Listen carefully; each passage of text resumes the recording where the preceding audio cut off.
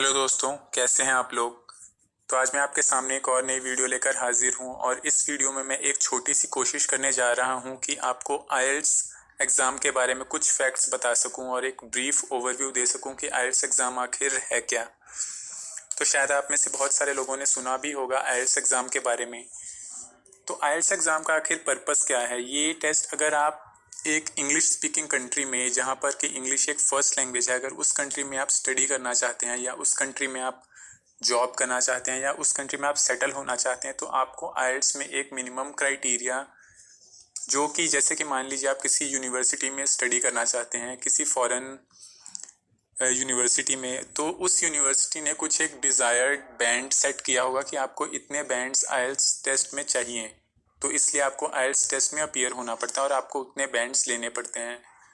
तो ये टेस्ट जैसे कि आपको अलग अलग यूनिवर्सिटीज़ पे इसका डिपेंड करता है कि अगर आप किस यूनिवर्सिटी में पढ़ना चाहते हैं और उस यूनिवर्सिटी ने क्या क्राइटेरिया सेट करके रखा है आईएलटीएस का। तो चलिए आपको इसके बारे में थोड़ा और बताते हैं कि आईएलटीएस टेस्ट है क्या।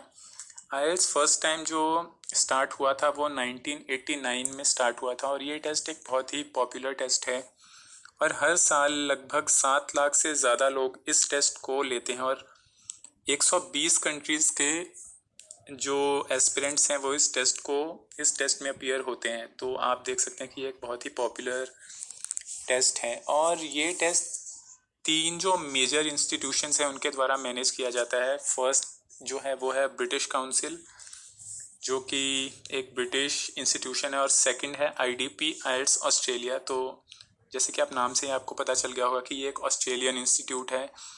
थर्ड है जो University of Cambridge E SOL examinations, इसको कैम्ब्रिज ई सोल भी बोला जाता है। तो इस यहाँ पर मैं आपको एक बात और बता दूं कि इस टेस्ट में आपको ब्रिटिश इंग्लिश का एक तरह से ये बोल सकते हैं कि ये एक ज़्यादा टेस्ट है और इस अगर टेस्ट में आप अपीयर करते हैं तो आपको इसमें ब्रिटिश एक्सेंट्स और ब्रिटिश इंग्लिश की टर्म्स ज़्यादा देखने को मिलेंगी और अमेरिकन इंग्लिश की शायद उतनी नहीं मिलेंगी। तो आपको एक बात ध्यान में रखनी चाहिए कि अगर आप ये टेस्ट देने जा रहे हैं तो आपको मेजर जो फोकस करना चाहिए वो ब्रिटिश इंग्लिश और ऑस्ट्रेलियन इंग्लिश पे ज़्यादा आपको फोकस करना चाहिए।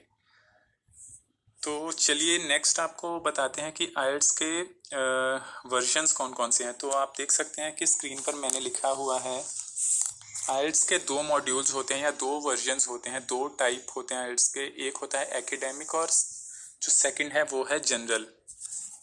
तो इन दोनों में डिफरेंस क्या है, इन दोनों में मेजर डिफरेंस मैं आपको बता दूं कि जो एकेडमिक जो इसका वर्जन है वो जो लोग बाहर की यूनिवर्सिटीज़ में स्टडी करना चाहते हैं या जो पढ़ने का जिनका मोटिव है वो जाना चाहते हैं, उन्हें ये टेस्ट देना पड़ता है। और जनरल जो है वो जैसे कि जो प्रोफेशनल्स हैं जो फॉरेन कंट्रीज़ में जहाँ पर कि इंग्लिश एक फ़र्स्ट लैंग्वेज है, इंग्लिश प्राइमरी लैंग्वेज है, वो वहाँ पर जाकर काम करना चाहते हैं तो उन्हें जनरल मॉड्यूल देना पड़ता है।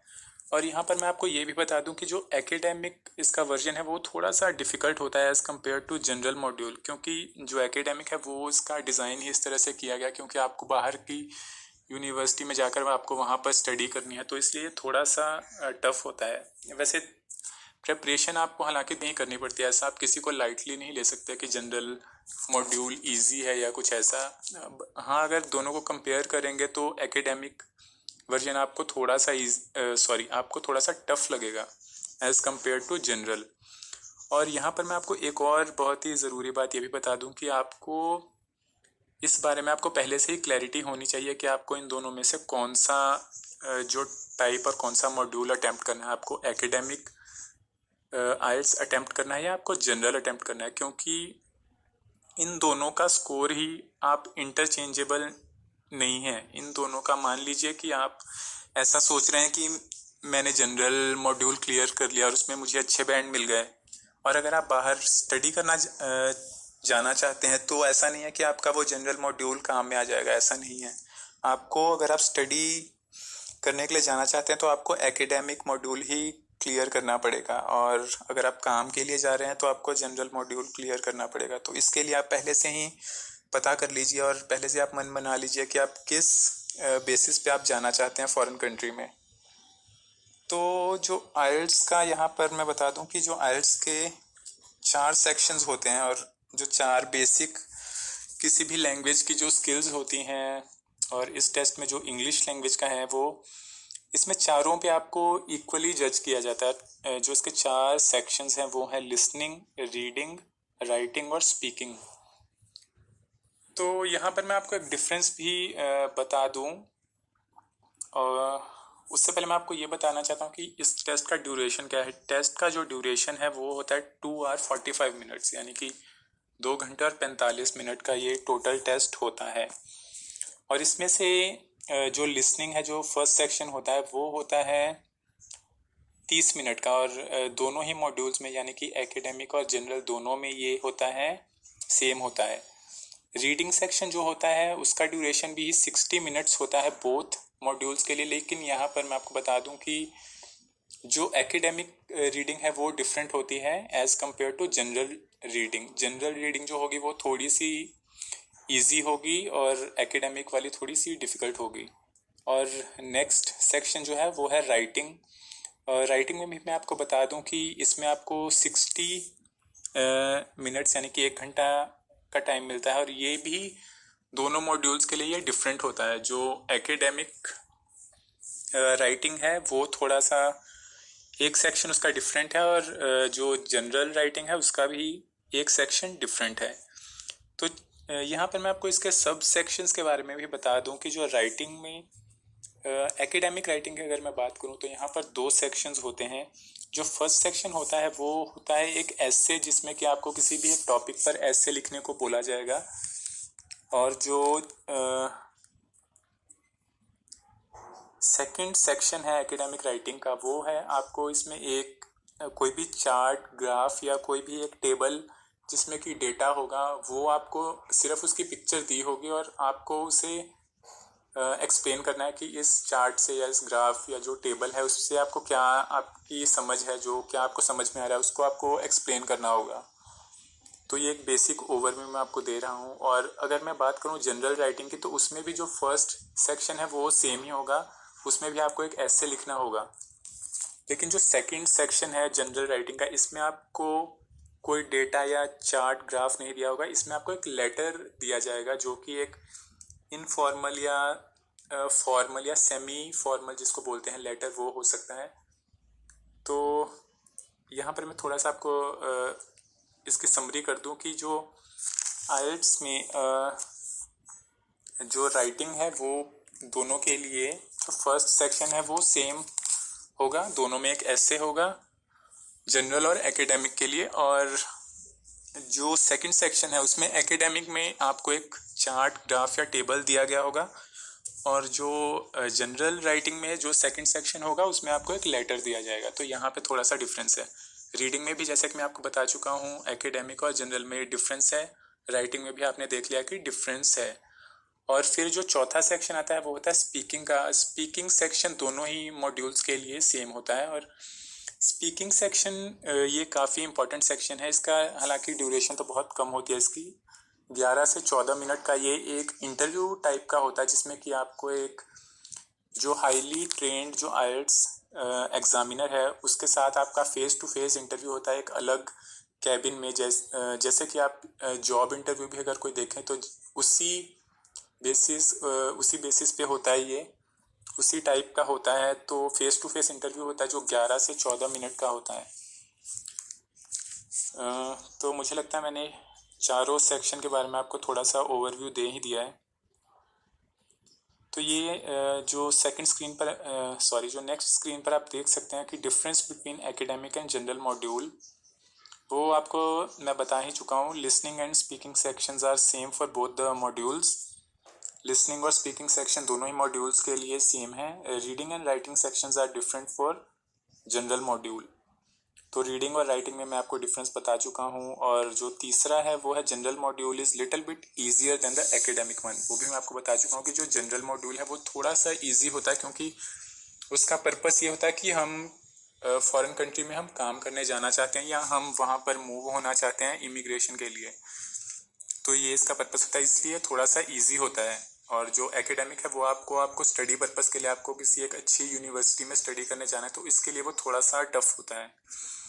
फोर्थ जो पॉइंट है वो बहुत इंपॉर्टेंट है, scores for both the modules are not interchangeable. तो ये दोनों मॉड्यूल्स के स्कोर सेपरेट ही होंगे। ये नहीं है कि आपने अगर जनरल मॉड्यूल में आपको 7 बैंड मिल गए हैं तो आप वो यूज़ करके आप कहीं स्टडी के लिए अप्लाई कर सकते हैं, ऐसा नहीं है। तो आपको स्टडी अगर आप करने जाना चाहते हैं किसी फॉरेन यूनिवर्सिटी में तो आपको एकेडमिक मॉड्यूल में अच्छे बैंड लेने पड़ेंगे। तो स्कोरिंग सिस्टम के बारे में यहाँ पर मैं आपको थोड़ा बताना चाहता हूँ कि आईएलटीएस में जो स्कोरिंग है यहाँ पर कोई मार्क्स या कोई ऐसा सिस्टम नहीं है, मार्किंग आपको नंबर्स नहीं दिए जाएंगे। इसमें बैंड्स का सिस्टम है, बैंड्स आपको मिलेंगे और वो बैंड 0 से 9 तक होते हैं। 0 जो है वो अगर आप टेस्ट नहीं अटेम्प्ट ही नहीं करते, अगर आप जाते ही नहीं हैं एग्ज़ाम देने तो आपको 0 मिलेगा, और अगर आप जाते हैं वहाँ पर कुछ भी नहीं लिखते फिर भी आपको 1 मिलेगा। 1 बैंड का मतलब है नॉन यूज़र, कि आपको बिल्कुल भी इंग्लिश नहीं आती। और जो 9 है वो हाईएस्ट बैंड है। 9 बैंड का मतलब है एक्सपर्ट यूज़र। जो 7 बैंड का है गुड यूज़र। तो मोस्टली देखा गया कि जो यूनिवर्सिटीज़ हैं वो 7 बैंड तक एक्सेप्ट करती हैं। 7 बैंड एक, और आप ले भी सकते हैं अगर आप प्रिपरेशन अच्छे से करें तो 7 बैंड आपके ईजिली आ सकते हैं, मैं ये बोल सकता हूँ। तो इसके लिए भी आपको अच्छे से आपको पता होना चाहिए कि आप जिस यूनिवर्सिटी में या जिस कंट्री में अप्लाई करने जा रहे हैं तो उस कंट्री का क्राइटेरिया क्या है। तो आप एक टारगेट सेट करके उस हिसाब से आप अपनी प्रिपरेशन कर सकते हैं। तो और मैं यहाँ पर एक ये भी बहुत ज़रूरी बात बता दूं कि कुछ मैंने ऐसे लोगों को देखा है कि वो उन्हें लगता है कि हमारी इंग्लिश तो बहुत अच्छी है, हमें प्रिपरेशन करने की ज़रूरत नहीं है। तो ऐसा बिल्कुल भी नहीं है। अगर आपकी इंग्लिश अच्छी भी है तो मैं ये रेकमेंड करूँगा कि आपको फिर भी एक अच्छा इंस्टीट्यूट आपको चूज़ करके आपको वहाँ पर इसकी प्रिपरेशन करनी चाहिए, क्योंकि जो इंस्टीट्यूट में आप प्रिपरेशन करेंगे वो वहाँ पर आपको वो टेस्ट लाइक सिनेरियोज में प्रिपरेशन करवाई जाएगी। तो आपको मॉक टेस्ट भी वहाँ पर मिलेंगे, तो उससे आपकी अच्छी प्रैक्टिस होगी। और आइल्स में अगर आपको अच्छे बैंड, अगर आपको अपना डिज़ायर्ड बैंड चाहिए तो इसके लिए जो ज़रूरी है कि आपको प्रिपरेशन इसकी करनी ही पड़ेगी और आपको पेशेंस रखना होगा। अगर आपकी इंग्लिश अच्छी नहीं है, पहले आपको अपना खुद का लेवल असेस करना होगा कि मेरी इंग्लिश अभी कहाँ पर है, मैं किस लेवल पे स्टैंड करता हूँ और मुझे कहाँ किस लेवल पे जाना है। तो ये बहुत इंपॉर्टेंट है कि पहले अपनी इंग्लिश लेवल, जो आपका इंग्लिश का लेवल है उसे असेस कीजिए और उस हिसाब से अपनी प्रिपरेशन कीजिए। अगर आपकी इंग्लिश बहुत वीक है तो आपको टाइम लगेगा। इसमें मैं आपको ये भी साफ साफ यहाँ पर बता दूं कि अगर आपकी इंग्लिश जैसे जनरली वीक है तो आपको इसमें 3 से 4 महीने का टाइम आराम से आपको लगेगा प्रिपरेशन के लिए। और जिन लोगों की इंग्लिश अच्छी है, जनरली जो अच्छी इंग्लिश बोलते हैं और जिन्हें ग्रामर वगैरह बेसिक्स इंग्लिश के जिनके क्लियर हैं, उन्हें मुझे लगता है 1 महीने में उनकी प्रिपरेशन हो जानी चाहिए अच्छे से। तो ये मैं एक छोटी सी वीडियो कोशिश कर रहा था बनाने की। अगर आप ऐसी ही वीडियोस और भी देखना चाहते हैं, और स्पेशली मैं ये सीरीज़ शुरू कर रहा हूँ आईएलटीएस एग्ज़ाम के लिए, तो इसमें मैं आगे जो, जैसे कि मैंने आपको ये ब्रीफ ओवरव्यू दिया है, इसमें मैं एक एक सेक्शन को अच्छे से एक्सप्लेन करके उसकी एक सेपरेट वीडियो भी बनाऊँगा। हर एक सेक्शन की मैं कोशिश करूँगा कि मैं सेपरेट वीडियोज़ बना सकूँ और मैं टिप्स भी दे सकूँ। तो अगर आप चाहते हैं ऐसी वीडियोज़ तो प्लीज़ इस वीडियो को अधिक से अधिक शेयर कीजिए और मुझे बताइए कमेंट सेक्शन में कि आपको ये वीडियो कैसा लगा। और मेरा चैनल सब्सक्राइब कीजिए ताकि जब भी मैं कोई न्यू वीडियो अपलोड करूं तो आपको उसकी एक नोटिफिकेशन मिल जाए और आप उस वीडियो को देख सकें।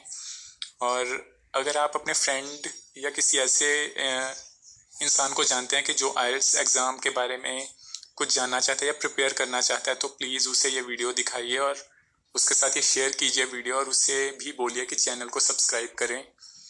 तो आज के लिए बस इतना ही, और जल्दी ही मिलते हैं आपको एक नई वीडियो के साथ। आज के लिए आपका बहुत बहुत धन्यवाद और टेक केयर।